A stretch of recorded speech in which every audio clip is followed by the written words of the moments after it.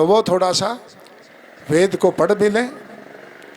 और यदि किसी मंत्र में ऐसा लिखा हो कि देखो इसमें ये लिखा है कि गंगा में स्नान करने से पाप की मुक्ति हो जाएगी, तो ले आओ भाई। गंगा के किनारे जाएंगे, ऋषि मुनियों के बीच बैठेंगे, सत्य न्याय का व्यवहार सुनेंगे, सदुपदेश सुनेंगे, उसे जीवन में उतारेंगे, परोपकार, न्याय, दया, दान, स्वाध्याय, साधना, उपासना इत्यादि अपनाएंगे तो पापों से भी छूट जाएंगे।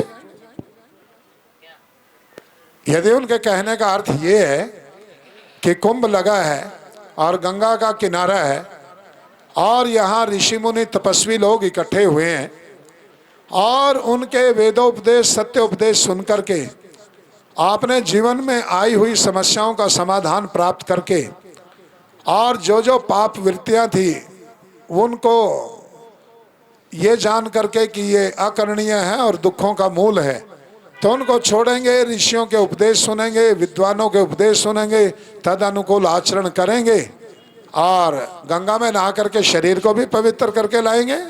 गंगा का जल औषधियों से युक्त है, हिमालय से निकली है, तो बहुत शुद्धतम जल है, तो उसमें नहाने का शरीर की शुद्धि का बहुत बहुत जबरदस्त लाभ है।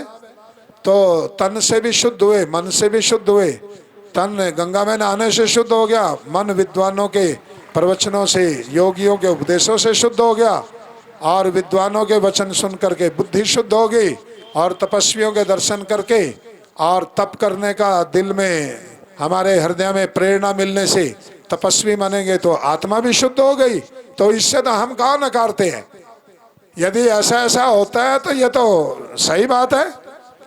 और यदि मुक्तेश्वरानंद जी भी महाराज भी ऐसा ही मानते हैं कि हाँ, गंगा में नहाने से तन शुद्ध होगा, सत्वचन सुनने से मन शुद्ध होगा, यज्ञ करने से वातावरण शुद्ध होगा, तपस्वियों के दर्शन करके और तपस्या करने की प्रेरणा लेने से आत्मा में शुद्धता और आत्मा में पवित्रता जगेगी और ज्ञानियों का अद्भुत वेद ज्ञान सुन करके, जो वैदिक ज्ञान है उसको सुन करके बुद्धि पवित्र हो जाएगी।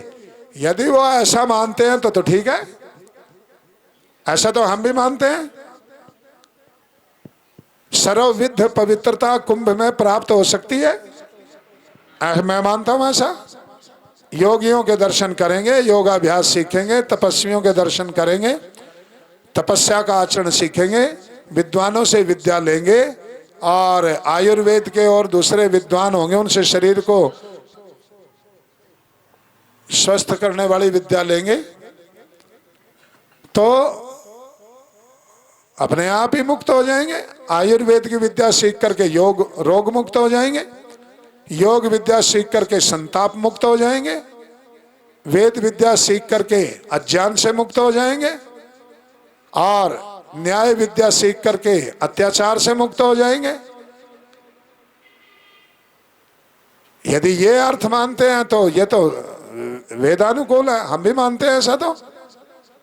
और केवल आप ऐसा मानते हैं कि नहीं नहीं नहीं नहीं, केवल गंगा में डुबकी लगाने से ही सारे काम हो जाएंगे, तो आपकी बात का समर्थन कोई भी कर सकता है। महर्षि मनु नहीं करते, महर्षि कपिल नहीं करते, कणाद नहीं करते, गौतम नहीं करते, महर्षि व्यास नहीं करते, महर्षि वाल्मीकि नहीं करते, भृगु नहीं करते, अत्रि नहीं करते, विश्वामित्र नहीं करते, वशिष्ठ नहीं करते, भारद्वाज नहीं करते, कोई नहीं करता। चलो वेद पाठ करेंगे और आहुति डालेंगे। ओम विश्वानि देव सवितुर्दुरितानि पराशुभं यद्भद्रं तन्नः स्वाहा। अमर्थेतस्थ राष्ट्रदा राष्ट्र में दत्त स्वाहर्थेतस्थ राष्ट्रदा राष्ट्रममुष्मै तत्तौ जस्वति स्थ राष्ट्रदा राष्ट्र में दत्त स्वाहौ जस्वति स्थ राष्ट्रदा राष्ट्रममुष्मै दत्तपः परिवार